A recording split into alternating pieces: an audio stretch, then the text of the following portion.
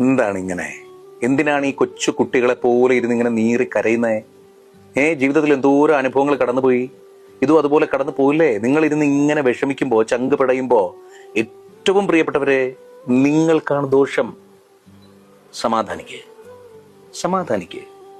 ഇത് പറ്റിപ്പോയി. ജീവിതമാണ്. ഇത് മാത്രമല്ല, ഇനി എന്തോരം പറ്റാനുണ്ട് ഇല്ലേ? നമ്മൾ എത്രയോരം പറ്റി, എത്രയോ അനുഭവങ്ങൾ നമ്മൾ കടന്നു വന്നു ഇല്ലേ?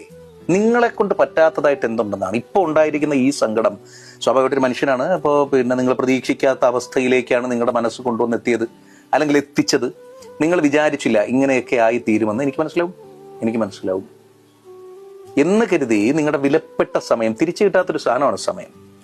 നിങ്ങളീ കരഞ്ഞു തീർക്കുന്ന, നിങ്ങൾക്കൊന്നും ചെയ്യാൻ പറ്റാതെ ഇരിക്കുന്ന, നിങ്ങളാകെ വല്ലാതൊരിടത്തേക്ക് ചുരുണ്ടുകൂടിയിരിക്കുന്ന ഈ സമയം ഉണ്ടല്ലോ, തിരിച്ചു കിട്ടത്തില്ല.